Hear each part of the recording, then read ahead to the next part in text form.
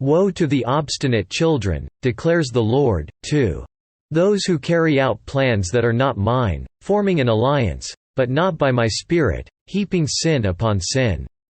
Who go down to Egypt without consulting me, who look for help to Pharaoh's protection, to Egypt's shade for refuge. But Pharaoh's protection will be to your shame, Egypt's shade will bring you disgrace. Though they have officials in Zone and their envoys have arrived in Hanes.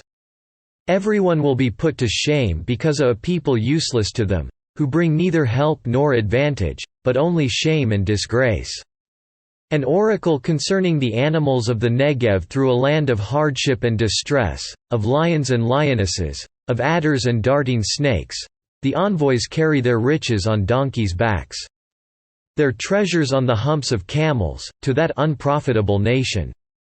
To Egypt, whose help is utterly useless. Therefore I call her Rahab the do-nothing. Go now. Write it on a tablet for them, inscribe it on a scroll, that for the days to come it may be an everlasting witness.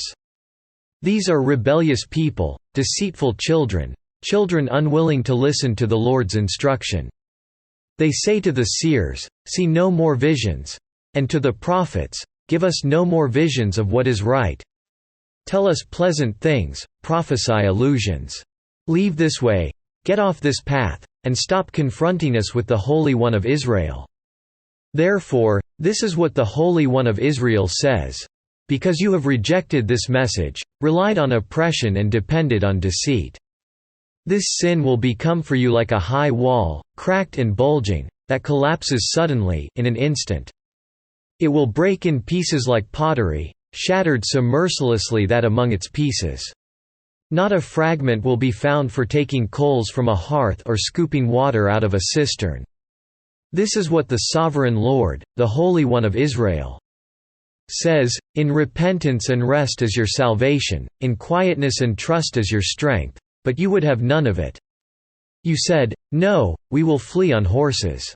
Therefore you will flee. You said, we will ride off on swift horses. Therefore your pursuers will be swift. 1,000 will flee at the threat of one, at the threat of 5. You will all flee away, till you are left like a flagstaff on a mountaintop, like a banner on a hill. Yet the Lord longs to be gracious to you, he rises to show you compassion. For the Lord is a God of justice. Blessed are all who wait for him. O people of Zion, who live in Jerusalem, you will weep no more. How gracious he will be when you cry for help. As soon as he hears, he will answer you. Although the Lord gives you the bread of adversity and the water of affliction, your teachers will be hidden no more, with your own eyes you will see them. Whether you turn to the right or to the left, your ears will hear a voice behind you, saying, this is the way, walk in it. Then you will defile your idols overlaid with silver and your images covered with gold. You will throw them away like a menstrual cloth and say to them, away with you. He will also send you rain for the seed you sow in the ground, and the food that comes from the land will be rich and plentiful. In that day your cattle will graze in broad meadows.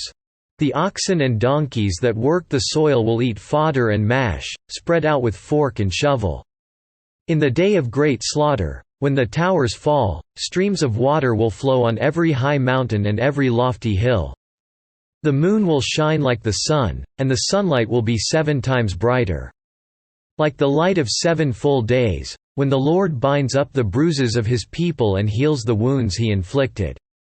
See, the name of the Lord comes from afar, with burning anger and dense clouds of smoke. His lips are full of wrath, and his tongue is a consuming fire. His breath is like a rushing torrent, rising up to the neck. He shakes the nations in the sieve of destruction. He places in the jaws of the peoples a bit that leads them astray. And you will sing as on the night you celebrate a holy festival. Your hearts will rejoice as when people go up with flutes to the mountain of the Lord, to the rock of Israel.